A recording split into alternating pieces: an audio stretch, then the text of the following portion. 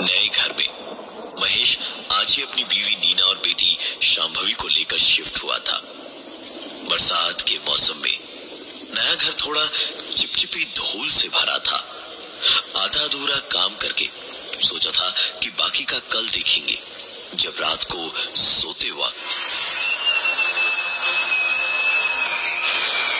शांभवी की जोरदार एक चीख घर के सन्नाटे को चीरती हुई महेश और नीना की नींद तोड़ गई।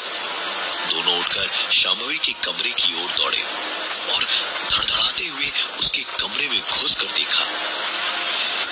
पूरा कमरा ठीक था, बस शांभवी अपने पलंग पर बैठी रो रही थी।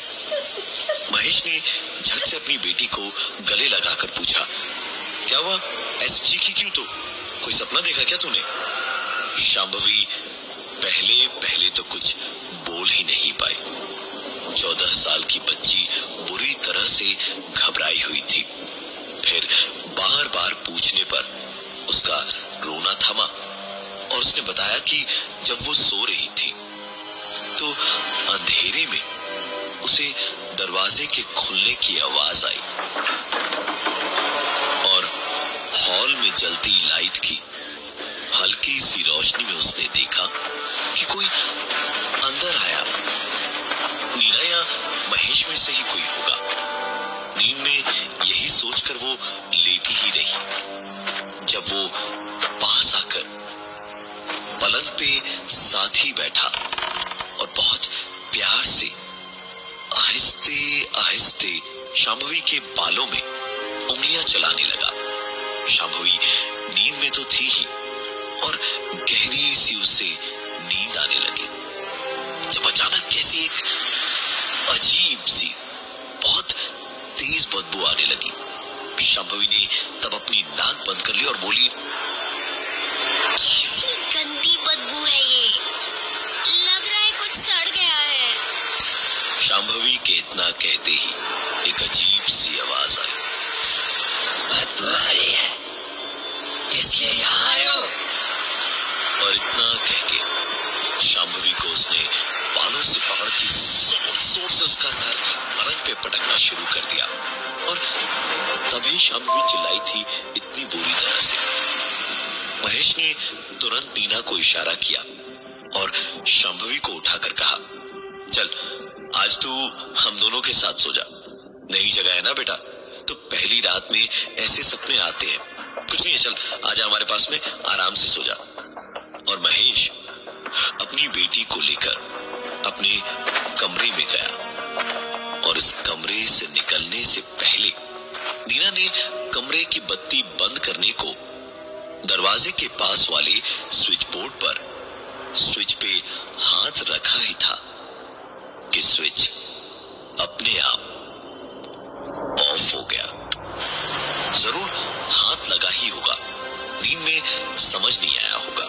यही सोचकर नीना ने दरवाजा बंद कर दिया और अपने कमरे की ओर चल पड़ी। मुश्किल से 2-3 कदम ही चली होगी जब नीना ने पीछे पलट कर देखा तो शांभवी के कमरे का डोर नॉब अपने आप घूमा और दरवाजा अपने आप जरा सा खुल गया। नीना दौड़ी दौड़ी अपने कमरे में पहुंची जहां महेश थपकियां दे देकर शांभवी को सुला रहा था। नीना ने इशारे से पूछा तो महेश ने इशारा किया कि वो सो चुकी थी। नीना ने महेश को बाहर बुलाया क्योंकि उसे कुछ बात करनी थी महेश से। महेश भी उठा और नीना के साथ बाहर डाइनिंग हॉल में पहुंचकर डाइनिंग टेबल पर बैठा तो वहां नीना ने कहना शुरू किया और कहते कहते एक ही सांस में शांभवी के कमरे में हुई पूरी बात उसने बता दी।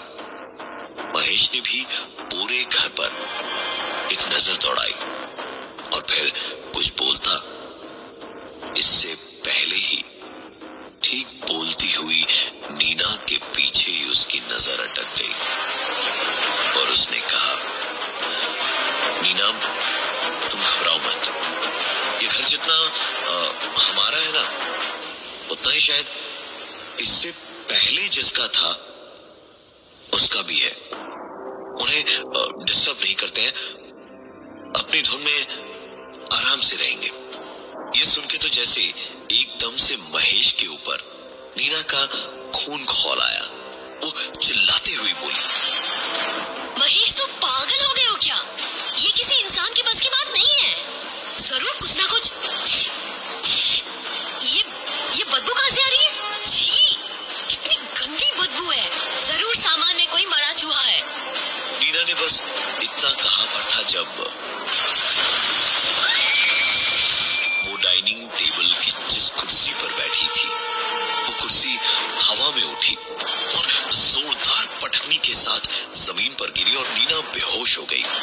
महेश ने दौड़कर नीना को उठाया और सीधे उसे कमरे में ले जाकर आराम से लिटाया और कमरे का दरवाजा बंद करके वापस बाहर आया और हाथ जोड़ते हुए उसने कहा, हमने आपका क्या बिगाड़ा है? हमें तो ये घर अच्छा है बोलकर ही दिया गया था। आपके बारे में कुछ नहीं बताया गया था हमें। हम किसी को कोई परेशानी नहीं होने देंगे। हमें सुकून से रहने दीजिए और आप भी हमारे घर में आराम से रहिए। उस रात के बाद कोई दिक्कत नहीं हुई।